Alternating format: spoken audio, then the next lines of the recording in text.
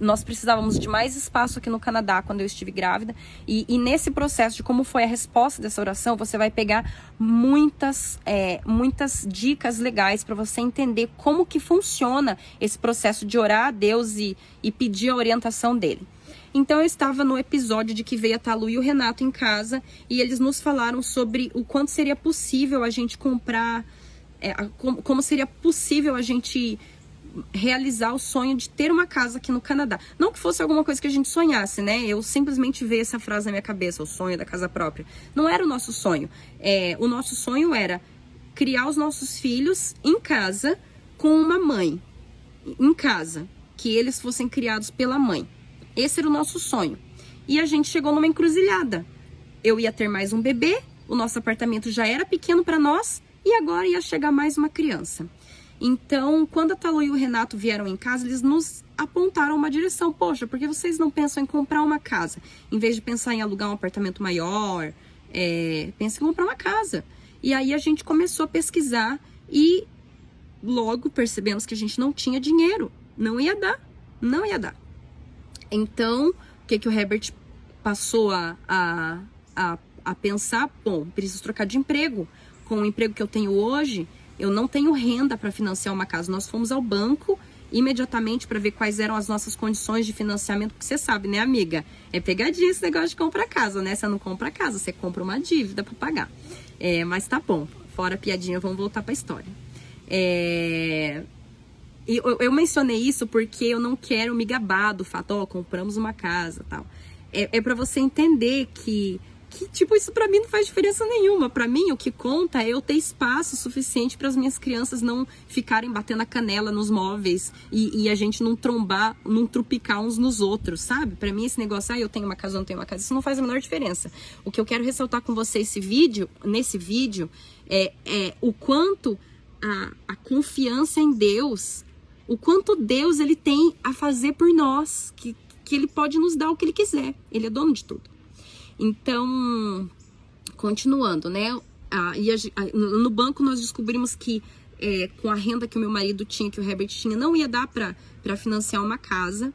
E então o Herbert começou a trabalhar na direção de encontrar um emprego melhor. Então ele passou a estudar mais, porque as entrevistas na área dele era de tecnologia, elas exigem muito. Ele nunca estudou computer science e ele atua como software engineering. E essas entrevistas, elas pedem conhecimentos muito específicos na prova técnica. São entrevistas com vários processos, com pelo menos 4 processos. E são complicadíssimas, então ele voltou a estudar e trabalhar nessa direção, procurar oferta de trabalho, e a gente orava para que desse certo, aquela coisa, né, todo dia, manhã e noite, orando e tal, e o Herbert estudando e nada dava certo. Quando a Aurora nasceu, veja só, olha quanto tempo depois, praticamente 9 meses depois, quando a Aurora nasceu, naqueles dias o Herbert começava na empresa nova, ele recebeu vários nãos, ficou muito frustrado muitas das vezes, a gente perdeu a esperança muitas das vezes. Então aqui cabe uma outra dica. As pessoas costumam dizer assim, ora acreditando que você vai receber, que vai dar tudo certo. Bem, alô, você consegue olhar um palmo diante da hora que você está vivendo agora? Então como é que você vai ficar nessa crença ingênua, ora acreditando que você vai receber, A gente não ora acreditando que vai receber. A gente ora acreditando que Deus, que criou a minha vida e que me permite respirar a todo momento, Ele vai prover alguma coisa boa para mim. Eu peço um negócio, mas eu sei lá o que é o melhor para mim, ou o que não é o melhor. Eu entrego aquilo para Deus. Entregar algo para Deus é confiar no Deus para quem você está orando. Não é confiar que você tem um pensamento positivo e a realização da tua oração depende da tua positividade. Ora acreditando que você vai receber, porque você vai receber. Gente, isso é pensamento positivo. Isso não tem nada a ver com fé. Então, começa por aí. Você tem que entender que fé é um processo de confiança naquele para quem você está entregando os teus pedidos. E como que você estabelece a confiança numa pessoa? Relacionamento. Como que você acredita que uma pessoa vai querer o seu bem? Se você conhece essa pessoa. Então veja como que esse processo de oração e de entender a vontade de Deus, ele sempre volta para o meu relacionamento com Deus. Nas mínimas coisas, no dia a dia, na minha infância, eu posso me voltar para mim, poxa, acordei com vida? Essa vida não veio de mim, essa vida veio de alguém. Alguém muito superior, alguém muito inteligente. Se talvez eu não tive uma história boa, não tenho evidência de Deus atuando na minha vida, eu me apego no simples momento. Poxa, se eu tô respirando, alguém me fez respirar, porque nesse Covid ficou bem evidente que ar custa caro pra caramba. Quantas pessoas morreram por falta de oxigênio, não é verdade? Então, se eu respiro de graça, esse ar foi criado por alguém. Alguém que não sou eu, alguém que é muito superior. Agora a gente volta para a história. Então o Herbert passou no emprego. Ok, emprego novo, voltamos para o banco, felizes, saltitantes, um banho de água fria, porque ele precisava passar do probation, né, que é o período de experiência. E em contrapartida, eu acho que foi nesse momento que a gente começou a juntar dinheiro. Eu acho que foi mais ou menos nesse momento que a gente começou a juntar dinheiro, porque aí ele passou a ganhar um salário melhor e aí a gente podia juntar um pouco de dinheiro. Mas tivemos também uma outra surpresa. No primeiro salário que o Herbert recebeu, adivinha só, agora a nossa taxa de impostos, que é altíssima aqui no Canadá, ela subiu muito, então o valor líquido aumentou muito pouco e a gente ficou sem esperança de novo.